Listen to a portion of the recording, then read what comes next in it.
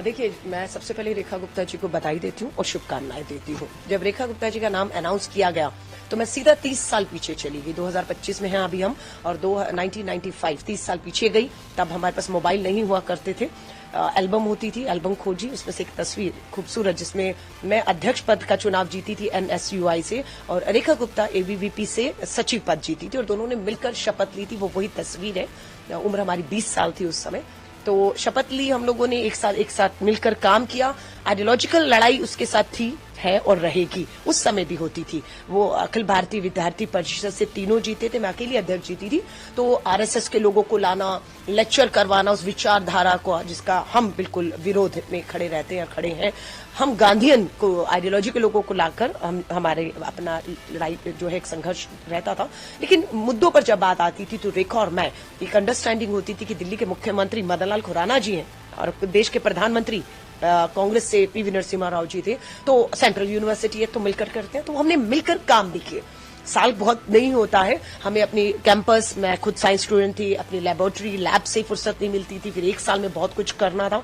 लेकिन ये कि हम कर पाए। रेखा उस समय भी बहुत एग्रेसिव थी, क्योंकि वही RSS ABVP वाला एग्रेशन जो हमने पार्षद के तौर पर, उनका एक वीडियो मेरे सामने सुबह आया, क्योंकि वो जब पार्षद रही तो मैं कभी पार्षद नहीं रही, तो एक हाउस में हमें बैठने का मौका दोबारा नहीं मिला।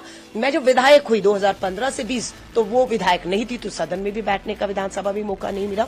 अब वो पहली बार विधायक बनी है। लेकिन उनका जो वीडियो मैंने देखा तो मैंने उनको शुभकामनाएं, बधाई तो दी है, लेकिन नसीहत भी दी है, क्योंकि उन्होंने भी शायद नहीं सोचा होगा कि वो सीधा पार्षद से पहली बार विधायक बनेंगी और मुख्यमंत्री हो जाएंगी। लेकिन सदन में जो उनका आचरण है, अगर मुख्यमंत्री के तौर पर विपक्ष में कोई ऐसा करेगा तो वो अब क्या करेंगे, क्योंकि उन्होंने पार्षद रहते हुए सरकारी संपत्ति को नुकसान पहुंचाया, माइक, पोडियम सब तोड़ा। वो आज वायरल वीडियो है।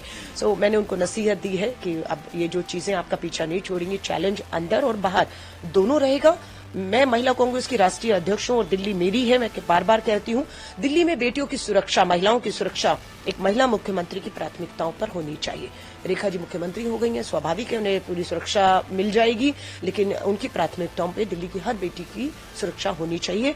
अगर वो उस दिशा में काम करेंगी, महिला कांग्रेस की राष्ट्रीय अध्यक्ष होने के नाते पूरा समर्थन, सहयोग हर तरीके से मिलेगा। महिला आयोग की नई अध्यक्ष भी नियुक्त करनी होगी उन्हें, और अगर कहीं लगेगा कि वो चूक रही है तो हम पीछा नहीं छोड़ेंगे। मुझे याद है शीला दीक्षित जी को निर्भया के मुद्दे पर, महिला मुख्यमंत्री थी, घेरा गया था, पूरा बदनाम किया गया था। लेकिन आज हम बहुत आगे निकल चुके हैं।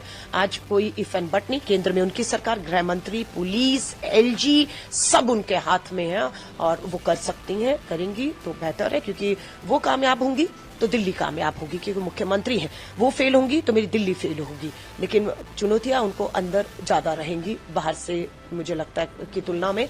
हाँ, काम नहीं करेंगी तो शायद लगता है कि ज्यादा चुनौतियां उनके पास होंगी।